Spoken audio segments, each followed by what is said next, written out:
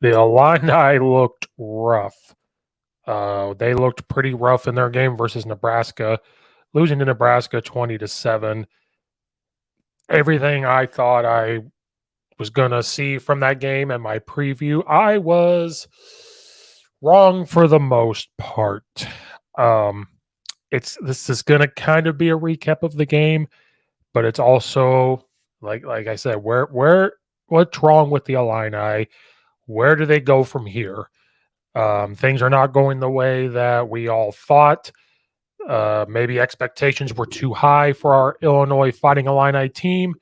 Maybe I don't know. Maybe we lost too many pieces, and we don't have enough to replace the pieces that we lost.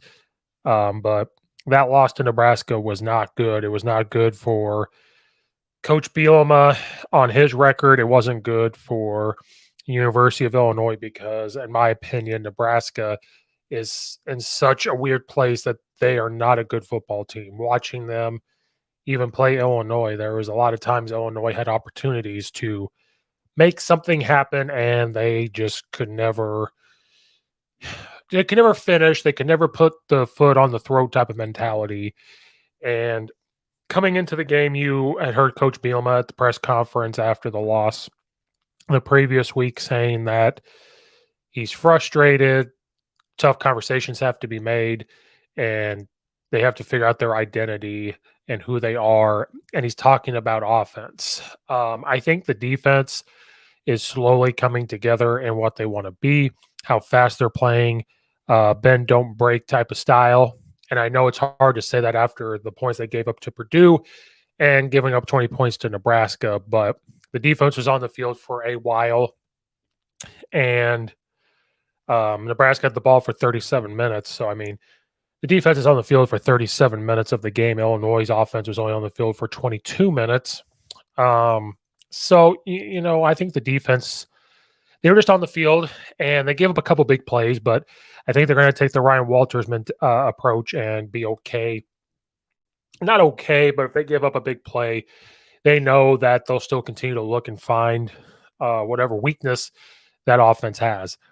Defensively, I don't think was quite the issue. Yeah, they gave up a couple plays on some shallow routes or mesh routes, and that's going to happen in man coverage if you're not colliding and not getting hands on. But I mean, they made big plays that they forced a couple fumbles, they forced an interception. So I mean, it caused Nebraska to have 10 penalties. They only gave up 154 yards through the air. Now they gave 150 on the ground, but I think the defense was okay. They're putting the offense in positions. It's the offense that continues to struggle. The only thing with defense is the third downs. Nebraska was 5 of 15, but Steve, you just said they were bad in third down. It was just depending on what third down it was.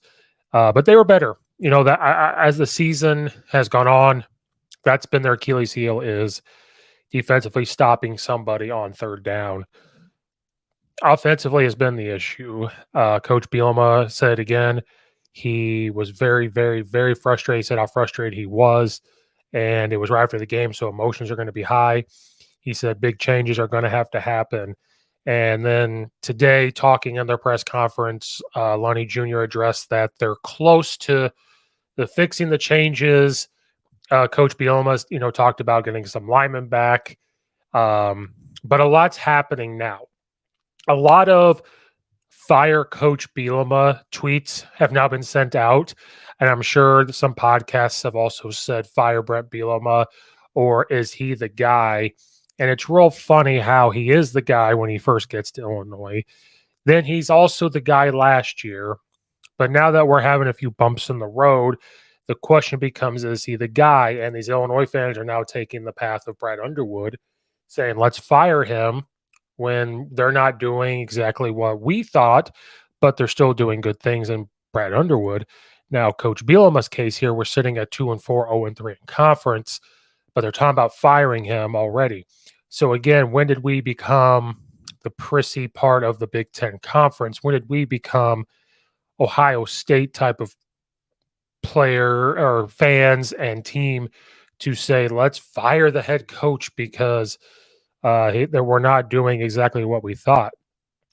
maybe what's wrong with the Illini is maybe expectations were too high, which sucks to say because thinking of this from a fan perspective and a coach perspective, as a coach, you were 7-1 at one point last year. You end up going 8-5. You talk about how your team is split into two. You go to a bowl game. You have a quarterback that you believe in. You have a big running back room. You have certain linemen coming back. You're excited for certain pieces that are there. Maybe the expectations were too high. I'm not, maybe I don't know. Maybe for the coaches, it was not too high because going through what they did last year, being right there, maybe for them, it wasn't too high. Maybe for fans, we just had crazy, crazy expectations of this Illinois team. And so when stuff like this happens, we're very hurt or we're very frustrated. Maybe we put too much pressure on the new pieces, and maybe the pieces that we lost were way bigger than what we all thought they were. I know some people thought Tommy DeVito wasn't this outstanding quarterback, but he had the leadership, and we were winning with him. And I think Luke Altmaier overall, with his deep ball and stuff, might be a little bit better than Tommy DeVito. But one thing I said with Tommy DeVito was he had played a couple years at Syracuse, seen a lot of snaps, came in with that leadership in the locker room with the offense, no matter what offense it was, and was able to project that onto the team. Luke Altmaier had started, I think, a game at Ole Miss, and so he doesn't come with that playing experience. Seems like a leader out there, but there's a difference between being a leader by example and showing them that you're going to play tough and doing those things. There's a difference between that and the experienced type of leader where you're down by a touchdown, you need to come down and score. You get up on a team to have a quarterback that's confident in what they're doing and what they're saying because they've been there, done that, seen that. I think that's very important to have, and that's what we're missing with Tommy DeVito. I think that also we are missing, Pacheski, who's gone on to the NFL, our offensive tackle that started many, many, many games. I think we're missing that leadership with the O-line, and nobody on the O-line is stepping up and maybe being that leader. Now, do I have factual evidence of this? No, but you just think about, okay, look at what we have this year compared to last year. In certain spots, we seem to have better quote-unquote pieces, but think about who we have lost in certain positions. And I think when you don't have experience, overall experience, like an Alex, and when you don't have the experience at the quarterback spot and things start to go downhill, and when they go downhill, it's going to go downhill pretty quick. I think you're missing the leadership of, again, been there, done that, seen it all, and you're able to push those guys and fight through. When you're around some guys that maybe haven't seen it all, haven't done it all, things start to go astray. They're not there. Defensively, I think we're slowly getting out of that spot because you are missing all that leadership. But I think the linebackers played a lot better. I think you're starting to see some leadership there. The only leadership really we're going to have on offense that we're not missing is the wide receivers. Isaiah Williams is that type of leader there. I think those are part of the pieces that we are missing. But also, when you can't run the football in a Brent Bielema offense, there's going to be some issues. Only 21 yards for Illinois. You're on the fourth and less than an inch, and we can't punch the ball in. And he alluded to that, saying how embarrassing that was. Turning the ball over in bad times. Pass protection breaking down, dropping some footballs for the wide receivers. I thought the tight ends caught the ball pretty well. I mean, Luke Altmaier was 29 of 47, 289 yards, touchdown, interception. He was passing good, but then sometimes he makes bad decisions or bad throws or takes off when he doesn't need to because he gets happy feet. We turned the ball over. We fumbled the ball twice and threw an interception. So we cannot afford those type of turnovers either on offense. And so Brent Bielema brought up again, saying how they're going to have to figure out their identity, and whether that is change scheme, whether it's change personnel. So I think there's a couple things wrong with the Illini. I don't think Brent Bielema is the problem, but also he has to be the person to sit there and figure it out. People are already calling to fire Coach Bart Miller, which is the offensive line coach, which I think is ludicrous because you look at the history of his O-line coaching, whether it was at Ohio, whether it was Wisconsin, whether he was at Wyoming. The offensive line has always played well, but it depends on the situations. They do not have a lot of depth at the O-line position. They move guys around to have to play different positions to try to fill in those holes. And people just think that you can move an offensive lineman there and it's just going to click. And I've been guilty of that. I've moved guys and said, well, it's super easy. Just because you're on the left side, you go to the right side. It's the same blocking scheme or it's the same look. No, it's different. You're doing different footwork. You're taking different angles, and it's going to take time to do that. And so I don't sit here and say Coach Bart Miller to be fired. I don't understand fully that part because you can't just put offensive linemen out there and expect it to just automatically mesh. Now they've been together for a couple games, but some injuries have happened. I don't see that. Now they are struggling. And so when an offensive line is struggling, I think you have to scale it back and just kind of say, okay, what are we good at? Are we good at zone and pin and pull? Well, that's what we have to do. Are we good with longer pass protections, or do we have to kind of pull it back and kind of do the Tommy DeVito where we're throwing shorter to intermediate passes to get rid of the ball? Do we have to get into 20 personnel, keep 2 running backs into block, and only have 3 receivers go out? Do we have the tight end chip? Do we have a beast back, sniffer back? Those type of things. So I think from a run game perspective and the pass game perspective there, what's wrong is maybe they do have too much. Maybe they have to scale back and say, okay, here's your pass protections. We're only going to make sure that we get rid of the ball. Luke Altamar, it's on you to say, okay, I'm going to have 2 to 3 seconds because we're struggling. We got to get rid of the ball. Do we figure out some screen game to figure that part out? And maybe the up-tempo part is bothering Illinois because sometimes it's working when they go up-tempo, and sometimes they go too fast and they're not getting the push and they're not getting settled to see who they have to block or who they have to, what type of, where the open grass is and everything. So maybe they scale back on the tempo. Maybe they have to really figure out what they are. And we heard that last week, and now we're hearing a little bit this week. Lonnie Jr. talked about when this stuff's happening, you kind of do a full deep dive into what you're doing, and you have to change everything. And if you change everything and you're trying to do it in a week, you're going to cut some things out. So we saw this with Coach Bielema's first time around, where we saw the barge. We're under center a lot. We're running the ball. I thought we were going to see that with Nebraska, but who knows if we're going to see that against Maryland. But against Maryland, maybe they don't go quite as up-tempo. They can, but maybe they don't. So that way they keep their defense off the field.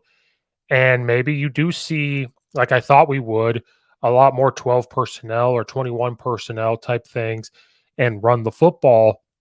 Some play action, scale back the tempo so the lineman gets settled. They can see who they have to block. Running backs can see where they have to run. Luke Altmaier can see the coverage.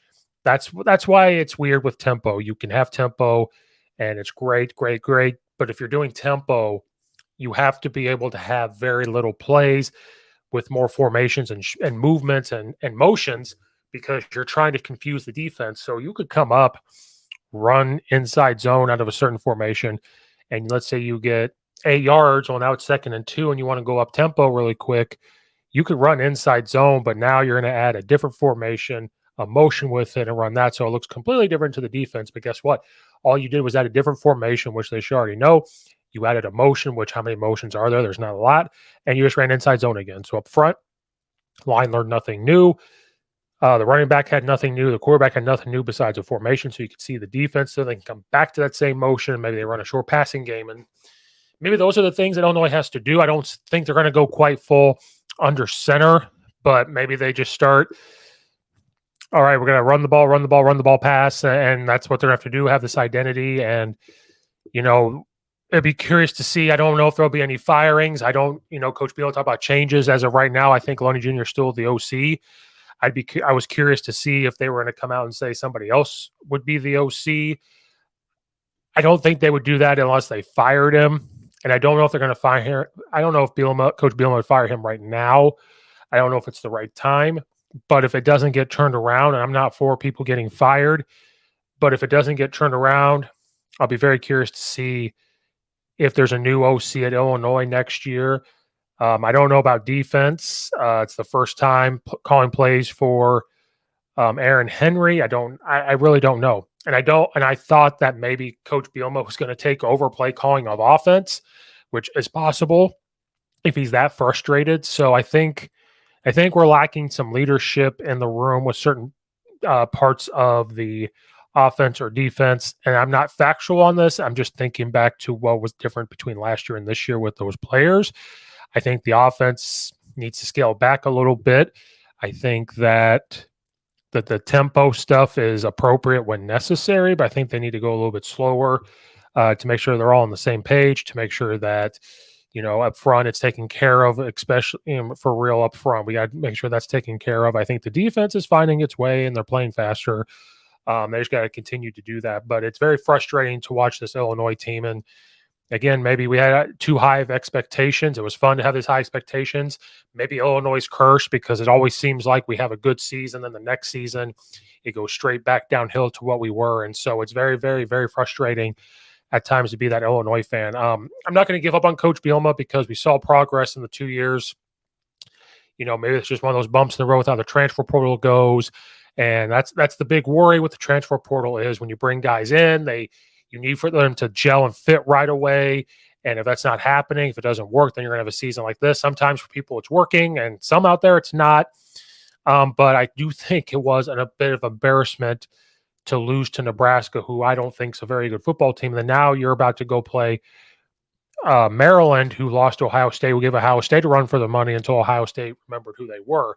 So there's a lot of things Illinois needs to fix here, and they got to do within a short amount of time. And so I'm very curious to see how hard Coach Bielema puts his foot down and exactly how big of changes are about to be coming down the pipe the more the week goes on. And then if something like this happens again with Maryland, exactly what kind of changes are going to happen. And where I personally am not calling for anybody to lose their job, but when you hear that, you immediately start to think of, well, what is about to happen there? So some things wrong with Illinois they have to fix, and they got to fix it quick. There's still sliver of a chance of a window there to look at a bowl game, but they have to figure it out. And again, what kind of changes are we talking about? Are we talking about coaching changes? Are we talking about position title changes? Are we talking about new players, new quarterback, new those type of things? So they're going to have to reevaluate themselves big time and figure that part out. That will do it for this episode. Make sure you like and subscribe to YouTube channel, follow and rate on Apple and iTunes. Follow at Coach_Steve72 on Twitter and Coach Steve72 on Instagram, and the Coach Steve Show Facebook page as well. And you can also follow this and rate this on Spotify as well. Leave a comment in the comment section down below. Check out all the other episodes and check out all the affiliates in the description below. Thank you guys again for watching and for listening. This is Coach Steve, and we'll see you guys next time.